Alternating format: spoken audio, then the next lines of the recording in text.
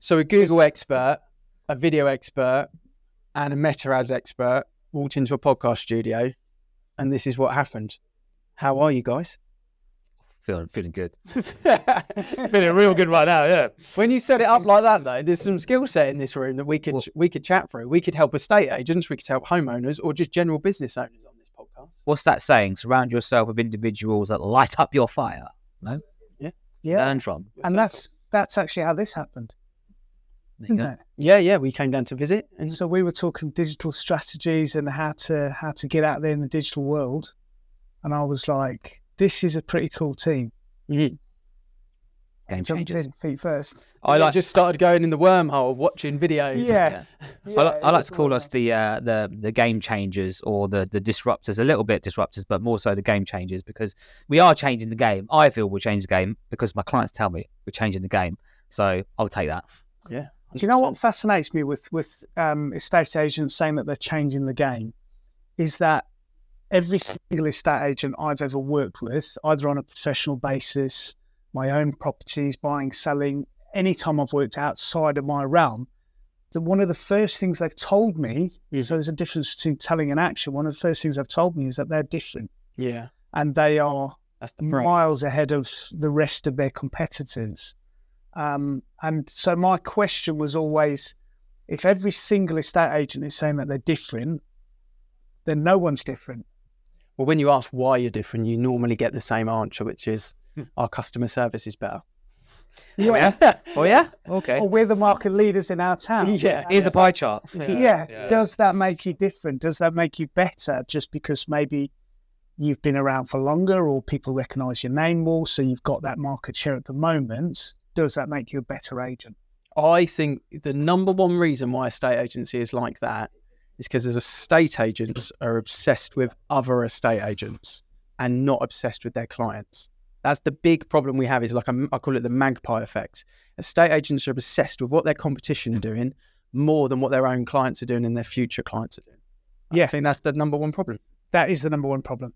And when you get obsessed about that, you also then start telling that to clients. So instead of looking at a client, and I know you're very, very hot on putting clients first, but instead of looking at a client and going, how can I help this client with the skill set that I've got? They end up going, did you know we've got these awards and we've done this and we've done this? The poor client must be sitting there going, okay, well done you. Like, what about my house? Yeah. Like, what are you going to do with my house? But there's a reason why they say that, because it does work. Not the same with all clients. It does work. If you go to, we've won 6 awards for this and here's our plaque, and you post that and you print the thing off and you show them, it is impressive to some people. It wins the listing, you mean? It wins the listing. I'm not saying the end-to-end process. No. The initial part. And that's why, but then there's a question as why do they continue to do that when actually it's not about that, it's about the client, because it does win the initial part, you're right. Well, because in most estate agents' cases, winning the listing is that individual's job. Yeah. Selling it is not. Transacting it is not. That's normally the case. You got the lister, go win the listing, the negotiator, find the sale, after sales, get it completed. It's like 3 different people with 3 different jobs that are focused in their little silo, and you don't link all of it together to get the end result, which is part of the reason why 1 in 3 house sales fall through, probably. Yeah, because you end up with 3 sets of blinkers. As in, you've got the valuer who's going, that their only job is to get the house on the market. Yeah. For them, it almost doesn't matter what the price is. Probably doesn't, to a degree, doesn't matter what the marketing looks like, because that's probably someone else's job. Yeah. And then you've got the viewer who turns up at the house for the first time that they see it. You've got a sales chaser. You've got a manager. Yep. You've got an administrator. And everyone has a little chunk of that, but the left hand doesn't talk to the right hand. Yeah. So none of them know what's going on. We've worked in agencies of all sorts of different types between us, but if you ever see a business owner or an area manager or an area director walk in and talk to a lister, how many listings have you got this month? If they say 15 or 20, cool. Then what's their average fee is normally the next thing. What's your conversion rate on vows to listings? None of those conversion rates are relevant to the client, are they? No. And that's what I mean. It's nothing's relevant to the client. It's almost like you've got these companies going and going out for themselves. Yeah. They're not going out for the clients and using all their amazing awards or whatever they've done to help that client get where they need to go. Yeah, absolutely. You asked me on a podcast the other day, what will happen to a estate agency in the next 5 years? I'm going to flip it on you two. I've been saying this since day one, pretty much day one, because I believed in this model. I understood it. I saw the values in it. I've been saying to clients and the general public that give it 10 years, I'm pretty sure the majority of high street offices will be extinct, eradicated, because they won't be able to survive. Because this model, this self-employed model, is leading the charge by a million miles. And what was the stat that you pulled out last year? 13% of listings on last year were with self-employed model estate agents. 2 years before that, it was 2.8%. That's mad. That's a big jump, over 10%. And 2023, in the industry's eyes, was not as good a market than 2022. But that's the reality of what's happening, because people are starting to understand and transition to be like, well, do you know what? Like, we want to be personal. We want to have someone personal. We want to have someone that's going to be there. We want someone to hold our hand through this process that is going to be stressful. So all of a sudden, you're like, well, there's something different, rather than 1, 2, 3, which is exactly the same. It's just like, it's given that. And I always say to people in living rooms, and I'm quite blunt about this, I'm like, I'm 20% estate agent, 80% marketer, because the reality of what we're doing is estate agency is second nature to us. It's just normal. You know, I'm bloody good at it. I do genuinely think I'm one of the best in Bracknell at it, but I'm also so heavily invested in the marketing, which is reaping the rewards, right? Yeah. What do you reckon? Well, marketing, just going on from that, marketing seems to, and I don't know why this is, but marketing has always seemed to be a second thought in estate agency. If you think back to the days where your label was, say, valuer, I remember going to, looking at my diary and going, right, I've got an appointment at 11 o'clock. And then just screaming around the office going, has anyone got a camera? Because someone just took me a camera. And someone just used to chuck me a camera. I used to whack it out in my bag. And it wasn't like, right, for this, I'm going to need this set of equipment because this is going to be the outcome. It was just an afterthought. I was like, I might have to do photos on this house. Yeah. So then I used to do photos, didn't check them or anything, just do the photos. And as you say, chuck them at the administrator. And that's it. The other thing where estate agencies going, you say 80% marketer, 20%. That marketer side of things is we look at people that are doing content creation and we're like, what do you do as a job? And they go, well, I create content. And a lot of people out there go, that's not a real job. Yeah. And then you take a step back and you go, actually, that's where everything's going. So I think now, in order to be the best possible estate agent, which means doing the best possible job for your client, you've got to be a content creator. Yeah. Because you've got to create content that sells, and that content is their property, and you're selling their property. I think you've got to be a content creator. The OG of that process was Richard Branson on Twitter. Richard Branson on Twitter had like 15 million followers, and Virgin had like 400,000. He was the OG of saying, I'm the face of my brand. Before Elon Musk and all the others, started popping around, Richard Branson was like, let me show you how we do marketing. And Virgin are cool at marketing, aren't they? Yeah. They're always to look at their recent advert about being different and embracing that. And the air steward's got glitter on his face and stuff like that. Really pushed the boundaries to that next level. But Richard Branson was the person that said, it's easier to build trust with a person than it is with a brand. Watch me do this. And his Twitter following went bonkers off the back of it. It's exactly that. I think it's interesting because I sometimes sit in people's living rooms and I say, did the other agent have a marketing plan? Well, what was the marketing plan? Did they explain that to you? Obviously, after I've explained what we do. And there's like, yeah, put it on Rightmove and they got their database. I was like, okay, fine. What's the plan though? What's the actual plan? Like, I'm over the top about it, but I've got a 10 to 12 day strategy for every single home, which is bespoke to that home and that homeowner. And I go through in detail. This is what we do on Thursday. We come out, we take the videos. Friday, we launch here. We drop that video. On Saturday, we do this. We launch a premiere at 8 p.m. But because of this reason, I'm so overly analytical about it. But that's marketing, right? Yeah. It's like when we're talking about Coca-Cola and Pepsi. I don't know if anyone's seen that documentary on Prime, but it's quite interesting. But the difference in marketing of when they were trying to fight. Yeah. They were trying to fight each other. This is not old stuff. Sorry, it's not new stuff. It's just like stuff that's been going on for years. Why you're not doing it now? Oh, it's beyond me. Yeah, our industries has been guilty of not being in the modern world.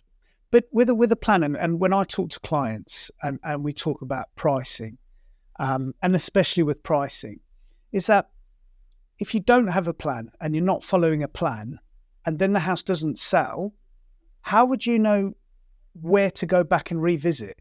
How would you be able to go back to that client and say, right, these were the videos we've done. They went out here, here, and here. These how many views we had on each video. So that's that covered. Yeah. We also had you on Facebook, Instagram, Twitter, LinkedIn. So we had that covered as well. We then went on the database and we had the email campaign. And and you go through the steps of each part of your campaign, you can then safely say, having done all that, the house still hasn't sold. So we haven't got a problem with the marketing. We haven't got a problem with the agent because the agent did the marketing. So we need to talk about the price now. Versus a traditional estate agent, 6 or 8 weeks down the line, going, we're not quite sure why it hasn't sold, but should we just reduce the price and just see what happens after that? That's all they've got. So that's what happens if you don't have a plan. Yeah. You can't say, well, actually, Mr. Vendor, I've reviewed everything now and I think I could do a better video. I think maybe if we do some aerial shots, we can show people that you're backing onto green or whatever it may be. If you haven't got that plan, you got nowhere to go. Then you do just fall straight back onto the price. That's what I love Matt Pulford's setup. If someone's not quite agreed on the price, let's try it on our socials. Let's see how we get on with our socials. Put the video on socials. We'll launch it on socials. Before we launch it on the portals, and let's see what the feedback is around the price. If we get no sniff on it at all, bearing in mind they've got a couple of thousand people that are actively looking to buy and Wokingham on their socials, then we know the price is right or wrong based on that, and then we can launch it strategically, rather than launching it and then a week later reducing it, and then it's the reduced property for the rest of its life on Rightmove, basically. Yeah. Love that. I think it's clever marketing. Yeah, we do a lot of that. Pre-marketing, we call it, or the pre-market, Do you think Clint wears the avocado hoodie better than anyone since Matt Barrell? 100%. I was just looking at him. I was actually eyeing you up. It works quite well. It really does. It works well on it. Is it the complexion? I don't know. It just works well. It just does. Rocks the hoodie well. Mine's a little bit kind of, it's been dry. It's been thrown in the tumble dryer too many times now. So the sleeves are a bit short. I'm not the tallest guy, but still I look a bit weird with it. Yeah. But yours fits nicely, mate. Yeah. Are you looking forward to launch?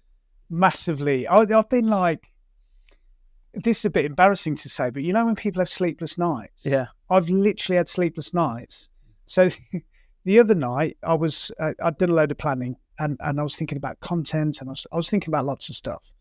So I'm lying there and I'm thinking, I'm going to do this and wouldn't it be brilliant if I could do this? And all of a sudden I had this busy mind and I was thinking, I can't go to sleep. Guess what I did? I had to get a Harry Potter book out. Nice. And I had to read Harry Potter. I love reading. I'm an avid reader. So I jumped into one of my Harry Potter books just to try and escape because I was so excited. Yeah, you had to change the mind. I just had to change the mind and get into some kind of fantasy dreamland in order to get some sleep. Yeah. I've been living it and breathing it for the last few weeks. So yeah, next week Friday can't come quick enough. Yeah, well, it's going to be exciting to see it. Avocado hitting the Midlands. Excited for that. Nice. Got people like Sanjay in the group. They're obviously always willing to help in any areas, and your skill set coming into the group, has lifted the group as well with your Google knowledge. So match made in heaven, I think. Yeah, it's going to be awesome. I'm really looking forward to it. Yeah, bringing those skills, those digital skills. I think we should still actually get results. Your thing. Everyone's got their thing. All of us agents, all of us partners in the avocado brand have got a thing. Yeah. Your thing. What's your thing? My thing is finding audiences for properties. Google Clint. Yeah. Yes. You are Google Clint. Yeah. For example, I sold a property not long ago that was next to a lake. We've got some beautiful lakes near us. And it was a property that backed onto a lake. And houses near water, houses near lakes, you can go and look at the volume of those keywords. Then you can put them into an advert. And you can put that advert out on YouTube and on Google, because now you know that there's, I don't know, for example, 9,000 people every month that search for properties near water. Once you know that fact, you can then put whatever you need to put in front of that person. Now, if I was saying that to you as a homeowner that owned a home next to water or next to a lake, and I was saying to you, this is what I can do in the digital world, versus Mr. Standard Estate Agent. I've got 3,000 people on my buyer database from 1990. Yeah, I've got a buyer's list. Yeah. Whereas I'm going, I know this month 8,300 people have searched for that term, and your house has got that term. Now, would you like me to put your house in front of those people? It's like, it's powerful. Yes, please. Yeah. If those people can see my house, one of them might buy it. And interestingly enough, this house that I sold had been on with another agent for 9 months. And she said to me, I just don't know why I don't get viewings. Mm-hmm. We did a 2-week marketing campaign targeting those keywords. We had 12 viewings, but here is the mind-blowing stats. 9 of them made an offer. Wow. I've not had that ratio before. That's a strong ratio. 12 viewings, 9 offers. But did we put it in front of the right people? Well, we only put it in front of the right people. Yeah. So the only way you were going to see that property is if you were searching for a property because you wanted to live near water, and all of a sudden this property pops up next to these beautiful lakes, and you go, well, that's the one. You'll have to book a viewing on it. It's just the day and age of how marketing should be. You know, we've just, New Year's resolutions have just kicked in, and people have decided to get fit. Now, if you're a fitness instructor and you're walking around the high street saying, I'm a fitness instructor, does anyone want my services? You're talking to everyone. However, if you can make that video and send it to people that have typed into Google or typed into YouTube, more specifically, how to get fit in 2024, there's your audience, right? And you're doing the same thing with property. So it's powerful. I'm just putting in front of people who want that product. Yeah. If you want that product, I'll put that product in front of you, and you can then decide if you want to buy it or not. Love that. Right. Big year ahead, gents. Thanks for the podcast. Cool. Thanks. Thank you.